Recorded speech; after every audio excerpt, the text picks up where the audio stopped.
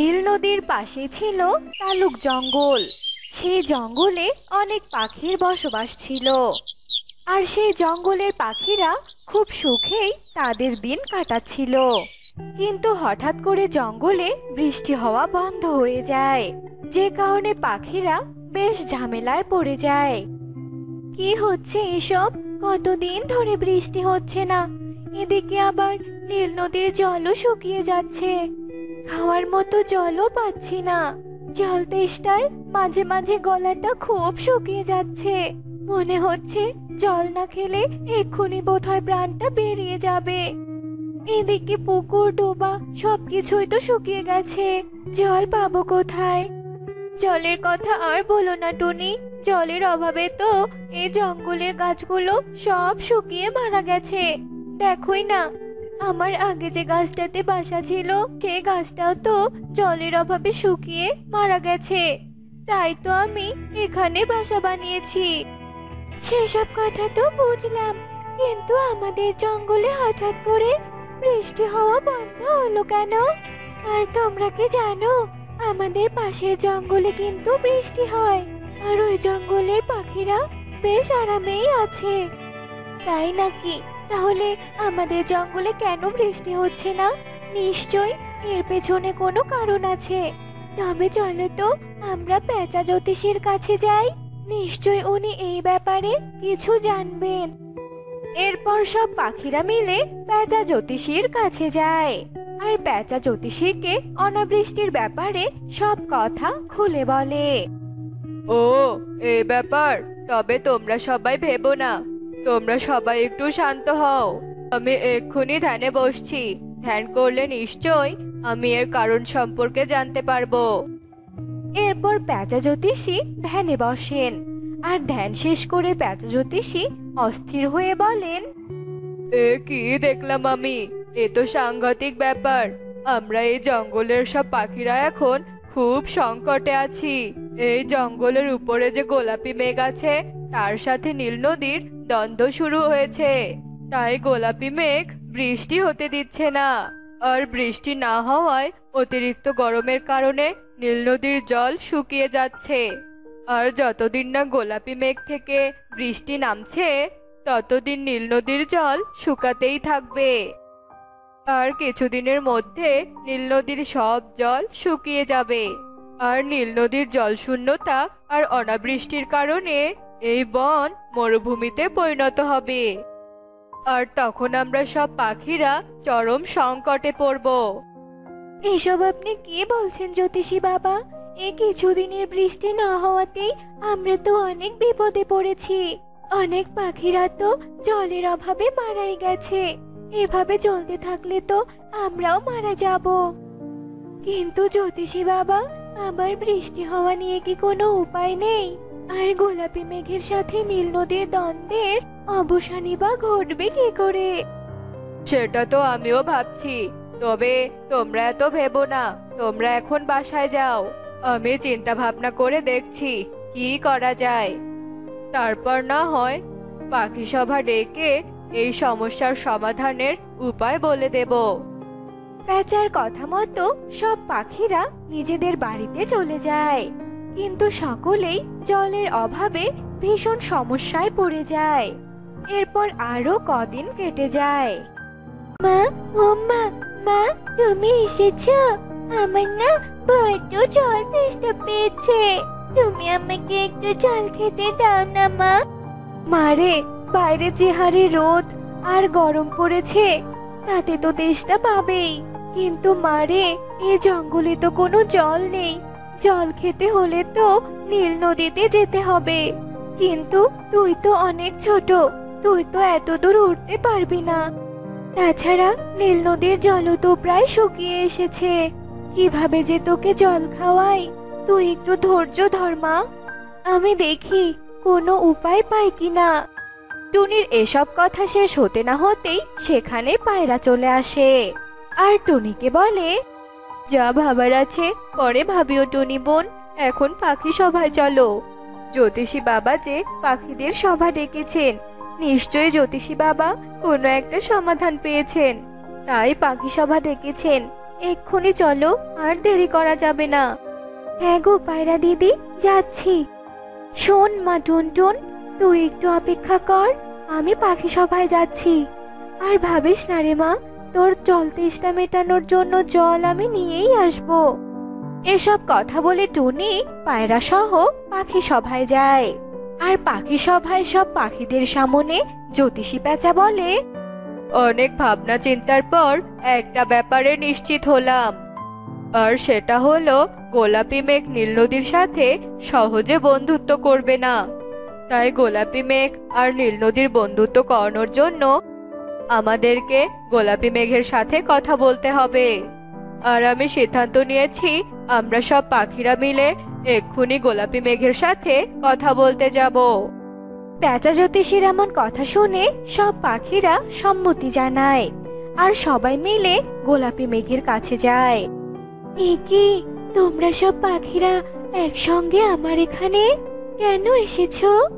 তা বলছি কি, কি কারণে তোমরা এখানে এসেছো বলো আমাকে। আমরা আপনার কাছে একটা অনুরোধ নিয়ে এসেছি, আপনি দয়া করে নীল নদীর সাথে বন্ধুত্ব করে নিন, আর দয়া করে আমাদের জঙ্গলের ওপর বৃষ্টি ঝরান। অনাবৃষ্টির কারণে যে আমরা খুব বিপদে পড়েছি, অনেক পাখি জলের অভাবে মারা গেছে। আমরা বেশ বিপদে আছি, আপনি আমাদের রক্ষা করুন। হ্যাঁ গো গোলাপি মেঘ, আমি তো আমার মেয়েকে তৃষ্ণার্ত অবস্থায় বাড়িতে রেখে এসেছি। এখন যদি আপনি নীল নদীর সাথে বন্ধুত্ব না করেন আর বৃষ্টি না ঝরান, তাহলে যে আমাদের মতো অসহায় পাখিদের জীবন নষ্ট হয়ে যাবে। ছানারা মারা যাবে, আমরাও মারা যাব। আপনি আমাদের এই অসহায় পাখিদের জীবন ভিক্ষা দিন।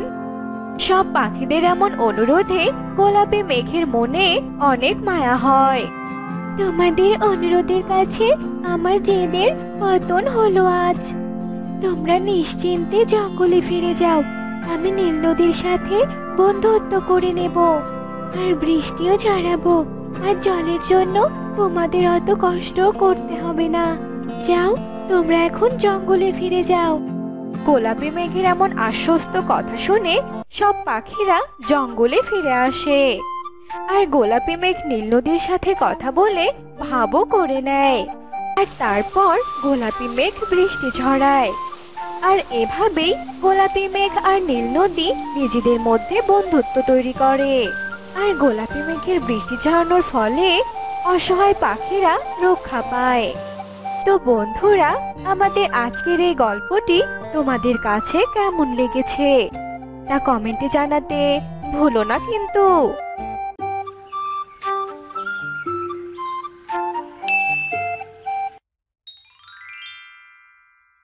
আকাশটা তো অনেক কালো, মনে তো হচ্ছে আজকে বৃষ্টি আসবে। বৃষ্টি আসার আগেই আমাকে বীজগুলো রোপণ করতে হবে। তাড়াতাড়ি হাত চালা রে টোনা, তাড়াতাড়ি হাত চালা। এবার যে বনে মূলার দাম অনেক বেশি, মূলা বিক্রি করে এবার আমি অনেক সচ্ছল ভাবে আমার দিন কাটাবো। কি ব্যাপার রে টোনা, বলছি জমিতে এবার কি রোপণ করছিস? তাছাড়া এভাবেই বা কি বিড়বিড় করছিস বলতো?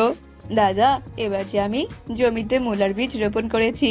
বেশ ভালোই করেছিস, বাজারে যে মূলার অনেক দাম। আর হ্যাঁ, আকাশ কালো করেছে, তাড়াতাড়ি তুই বরং বাড়িতে চলে যা, বুঝলি তো? টোনা তোতার সাথে কথা বলে বাড়িতে চলে আসে।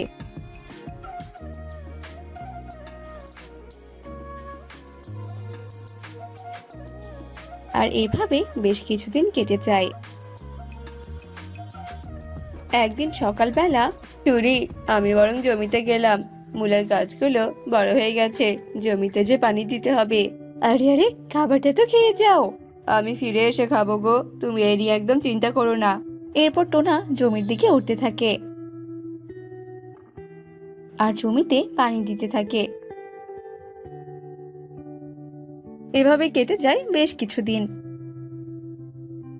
এমনই একদিন, গিন্নি, আমাদের ক্ষেতের মূলাগুলো যে অনেক বড় হয়েছে, কালকে আমি মূলাগুলো নিয়ে বাজারে যাব। কাল যে আমার কষ্টের অবসান হতে চলেছে, আমার যে খুব খুশি খুশি লাগছে গো। তুমি সত্যি বলছো তো টোনা, আমাদের অভাব দূর হবে তো? হ্যাঁ হ্যাঁ টুনি, তুমি এই নিয়ে কোনো চিন্তা করো না, সত্যি সত্যি আমাদের অভাব একদম ঘুচে যাবে। আমি যে সকাল থেকে কোনো কিছু খাইনি সেটা কি তুমি ভুলে গেছো? যাও তো যাও, আমার জন্য তুমি খাবার নিয়ে এসো। এরপর টুনি টোনাকে খেতে দেয়। অন্যদিকে যজ্ঞ আর কণিকাও তাদের ক্ষেতে মূলা চাষ করেছে। যজ্ঞ, ও যজ্ঞ, টোনার ক্ষেতের মূলাগুলো যে অনেক বড় হয়েছে। আমি শুনেছি ওই টোনা নাকি কালকে তার জমির মূলাগুলো বিক্রি করবে। কি বলছো কি তুমি? কালকে কিনা ওই টোনা মূলা বিক্রি করবে? তবে তো টোনা মূলার অনেক ভালো দাম পাবে। বেশি দাম পাওয়া মানে ওই টোনা ধনী হয়ে যাওয়া। না না, আমি তো এটা কিছুতেই হতে দেব না। হতে না দেবে তো কে করবে? হ্যাঁ, আমাদের তো করার মতো আর কোনো কিছুই নেই। টোনার উন্নতি নয়, বরং আমি ওর চোখে পানি দেখবো। আমি তো আজ রাতেই ওর মূলাগুলো নষ্ট করে দেব। এরপর তো সবাই আমার ক্ষেতের মূলা কিনবে আর আমি হব ধনী। আহ আহ আহ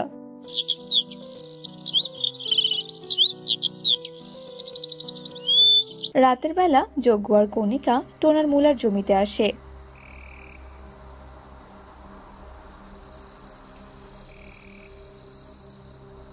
কণিকা, আর দেরি করে লাভ নেই, তাড়াতাড়ি করে জমির মূলাগুলো তুলে কেটে ফেলো। তারপরেই তো কাল সকালবেলা আমরা ওই টোনা আর টুনির মরা কান্না দেখবো। হা হা হা।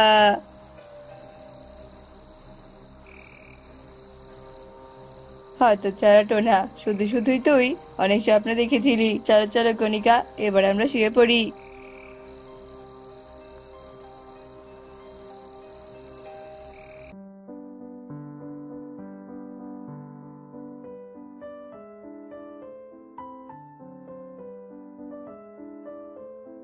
হায় হায় রে, এ আমার কি হয়ে গেল টুনি? এ আমার কি হয়ে গেল? আবার এত বড় সর্বনাশ কে করলো? আমার যে এই মূলাগুলো নিয়ে কত স্বপ্ন ছিল। এবার আমাদের কি হবে টুনি? টোনা, তুমি একদম কেঁদো না গো, কেঁদো না। যারা আমাদের এত বড় সর্বনাশ করেছে, উপরওয়ালা ঠিকই তাদের ক্ষতি করবেই করবে। তুমি দেখে নিও, আমরা আবারও মূলা চাষ করব। তুমি দেখো, সৃষ্টিকর্তা ঠিকই আমাদের মনের আশা পূরণ করবেন। টোনা আর টুনি কাঁদতে কাঁদতে বাড়িতে চলে আসে। এরপর টোনা টুনি তাদের জমিতে আবারও মূলা চাষ করতে থাকে। এদিকে যজ্ঞ আর কণিকা বলে, কণিকা, বলছি কি, তাড়াতাড়ি করে ঝুড়ি নিয়ে এসো, আমাদেরকে তো আবার বাজারে যেতে হবে।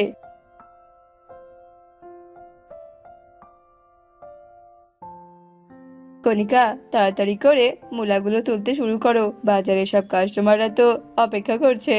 যজ্ঞ আর কণিকা মূলাগুলো তুলতে থাকে। হঠাৎই যজ্ঞ সামনে একটা বড় মূলা দেখতে পায়। কণিকা, তাড়াতাড়ি করে এদিকে এসো, এই দেখো কত বড় একটা মূলা। হায় হায়, এ কি সর্বনাশ হলো! এ কি, এত বড় মূলা? এত বড় মূলা তো আমি এর আগে কখনো দেখিনি গো। এখান থেকে সরো সরো কণিকা, সরো। এই মূলাটা তাড়াতাড়ি করে তুলে ফেলে দিতে হবে, নইলে বনবাসী দেখে অভিশপ্ত ভেবে আমাদের কাছ থেকে কোনো মূলাই কিনবে না। যজ্ঞ বড় মূলাটা তুলে যেই না ফেলে দিতে ধরে, অমনি কণিকা বলে, আরে আরে, করছোটা কি? ফেলে দিও না, এই বড় মূলাটাই আমাদেরকে ধনী বানাবে। আমার মাথায় একটা বুদ্ধি এসেছে। তোমার মাথায় আবার কি বুদ্ধি এলো বলো তো, শুনি আগে। আরে আরে বাহ, তোমার মাথায় তো দেখছি অনেক বুদ্ধি। চলো চলো তাহলে, বাজারে চলো। এসো এসো, আমার কাছে এসো। বড় জাদুই মূলা নিয়ে যাও, নিয়ে যাও। যে এই জাদুই মূলা একবার নেবে, সে একদম কোটিপতি হয়ে যাবে। এসো এসো। এ কি, জাদুই বড় মূলা? এটা তো আমি নেব। বলো বলো, এটার দাম কত? এই মূলার দাম পুরো 5 লাখ টাকা তোতা। কি, এই মূলাটার দাম কিনা এতগুলো টাকা? আমার সব জমি বিক্রি করলে তো এতগুলো টাকা হবে না। দয়া করে একটু কম করো দাদা। কোনো কম হবে না। নিতে যদি পারবি না, তবে এখানে কেন এসেছিস? হ্যাঁ, সরে যা, সরে যা বলছি। আমার যে অন্য কাস্টমার আসবে। সর, সর বলছি।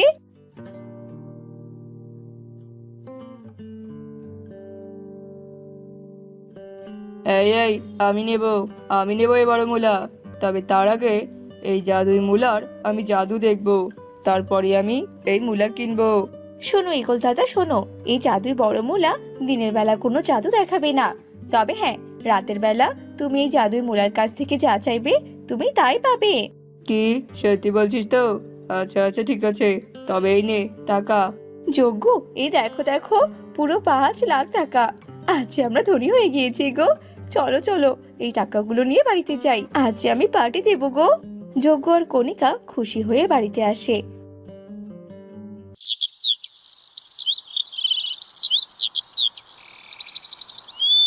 এদিকে রাতের বেলা ঈগল বড় মুলাকে বলতে থাকে, এই এই জাদুই মুলা, আমাকে এক রাতে এত সোনা দানা দে যার কারণে আমি অনেক ধনী হয়ে যাই। আমি যে কোটিপতি হতে চাই। কি হলো? দে দে বলছি, সোনা আমাকে দে। ঈগল জাদুই মুলাকে অনেক বলতে থাকে, কিন্তু তারপরেও জাদুই মুলা ঈগলকে কোনো কিছুই দেয় না। এ বড় মুলা কোনো জাদুই মুলা নয়, বুঝছো তো? ওই যজ্ঞ আর কণিকা তোমাকে ঠকিয়েছে, বোকা ঈগল কোথাকার।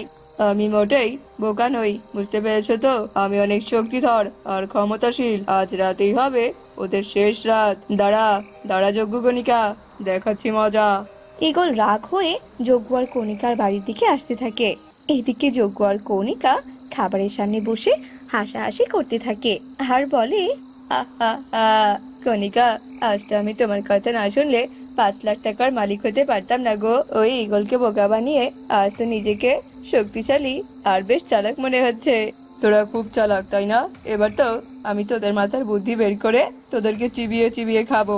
দাঁড়া তোরা। ঈগল দাদা, আমাদেরকে দয়া করে ক্ষমা করে দাও, আমাদের যে ভুল হয়ে গেছে, ক্ষমা করো। ঈগল ওদের কোনো কথা না শুনে ওদের ওপর আক্রমণ করে আর দুজনকে মেরে ফেলে। এরপর ঈগল সেখান থেকে চলে যায়।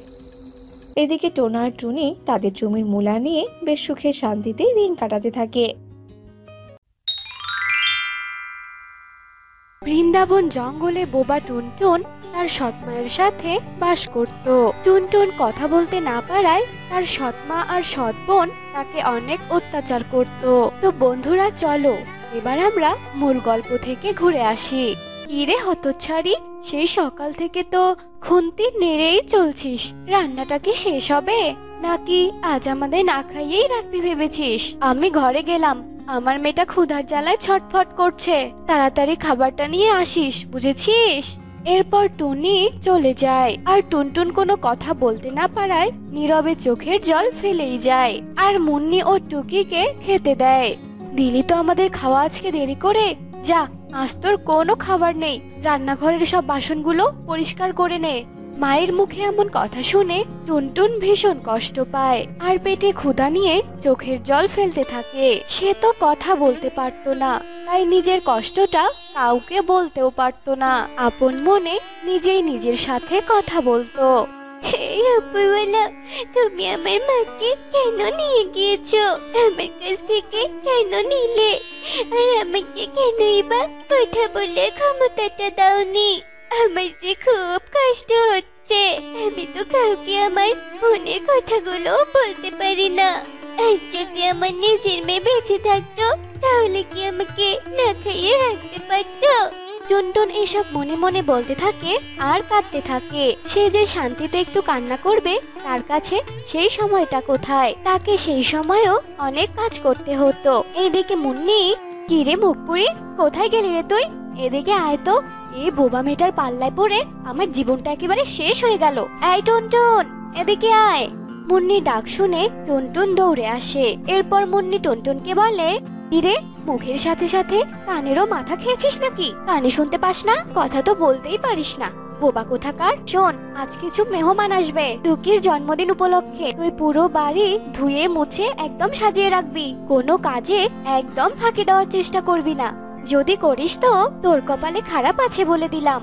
মুন্নির কথা শুনে নীরবে টুনটুন সেখান থেকে চলে যায়। এরপর বাড়ির বাইরে একটি আম গাছের নিচে গিয়ে বসে পড়ে আর মনে মনে বলতে থাকে, কদিন আগেও তো আমার জন্মদিন গিয়েছিল, কই তখন তো আয়োজন করা হয়নি, আমাকে এক চামচ পায়েসও খাওয়ানো হয়নি। ও এখন নিজের মেয়ে তো, তাই এত আয়োজন। সব বুঝি আমি ছোট একটা মেয়ে হয়ে এত কাজ কি করে করব? আমার আর ভালো লাগে না।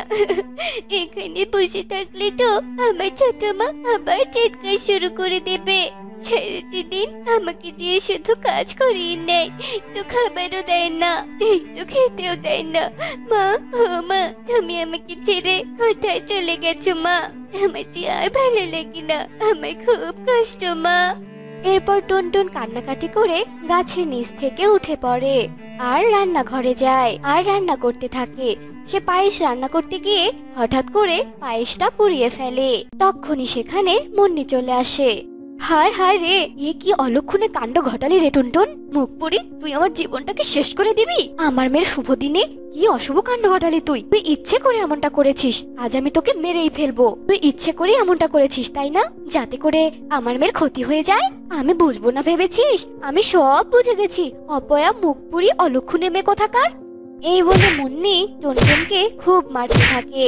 এক পর্যায়ে চুলা থেকে একটা আগুনওয়ালা লাঠি টুনটুনের গায়ে লাগিয়ে দেয়, আর টুনির গালের এক অংশ পুড়ে যায়। আর ঠিক তখনই মেহমানরা চলে আসে। তারপর মুন্নি টুনটুনকে ছেড়ে দিয়ে মেহমানের কাছে যায়। তারপর টুনটুন কাঁদতে কাঁদতে বাড়ির পিছনে সেই আম গাছটার নিচে গিয়ে বসে।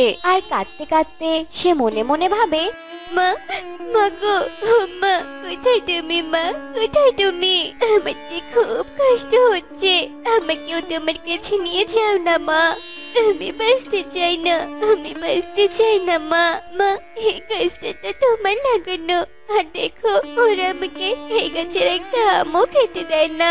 মা, আমার যে খুব কষ্ট মা, আমার যে খুব কষ্ট হয়। তুমি আমাকে এখান থেকে নিয়ে যাও না মা। টুকি খুব কাঁদছিল, তার চোখের জল থামছিলই না। ঠিক তখনই আম গাছটি কথা বলে ওঠে। কাঁদিস না রে মা, কাঁদিস না। এই তো আমি তোর কাছে আছি। আমি জানি রে মা, তোর অনেক কষ্ট, তাই আমি তোর কষ্ট সহ্য করতে না পেরে চলে এলাম রে মা তোর কাছে। এবার চোখের জলটুকু মুছে ফেলতো রে মা। তখন গাছটি জাদু দিয়ে টুনটুনের মুখের ক্ষত সারিয়ে তোলে। টুনটুন তার গালে হাত দিয়ে অবাক হয়ে যায়। সে ভাবতে থাকে, আমি জানি এই গাছে আমার মায়ের আত্মা এসেছে। আমার মা আমার সাথে কথা বলছে। মা, মা আমার এতটাই দুর্ভাগ্য যে আমি তোমার সাথে কথা বলতে পারছি না। তুমি আমাকে ছেড়ে কোথাও যেও না মা, আমাকে ছেড়ে কোথাও যেও না। তুমি আমাকে ছেড়ে যেও না মা। পাগলি মেয়ে আমার, তুই আবার কেন কাঁদছিস? হ্যাঁ, দাঁড়া, আমি তোকে এই গাছ থেকে একটা ফল দিচ্ছি।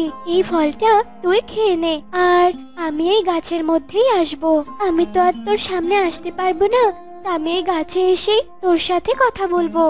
এরপর টুনটুন চোখের জল মুছে মাটিতে পড়ে থাকা আমটি নেয়, আর আমটি খেতে থাকে। তখনই ভেতর থেকে মুন্নি ডাকতে শুরু করে।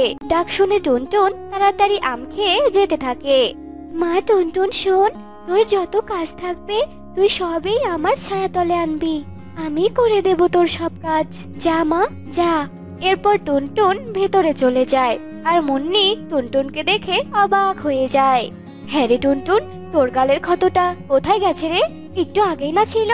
টুনটুন কথা বলতে না পারায় ও চুপচাপ থাকে।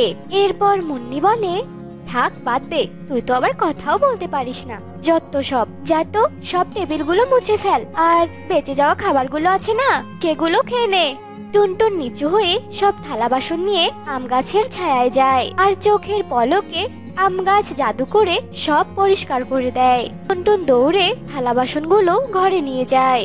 তুই এত তাড়াতাড়ি এত কাজ কি করে করলি? হ্যাঁ, তুই কি জাদু জানিস নাকি? এত তাড়াতাড়ি তো এতগুলো বাসন পরিষ্কার করা সম্ভব না। কাজ যখন করেই ফেলেছিস সেটা তোর ব্যাপার। যাকগে, যা তো টুনটুন, সব সবজিগুলো কেটে রান্না করে নে তো। আর টুনটুন সব সবজি নিয়ে গাছের কাছে যায়। মুন্নির সন্দেহ হওয়াতে সে টুনটুনের পিছু নেয়, আর টুনটুনের সব কাজকর্ম দেখতে থাকে। টুনটুন গাছের নিচে যাওয়াতেই গাছ সব কাজ করে দেয়। তখন মুন্নি বলে ওঠে, হায় হায় রে, তুই কালো জাদু করেছিস এখানে বসে। এই গাছটা তোর মায়ের হাতে লাগানো তাই না? এই গাছটা আমি আজই কেটে ফেলবো।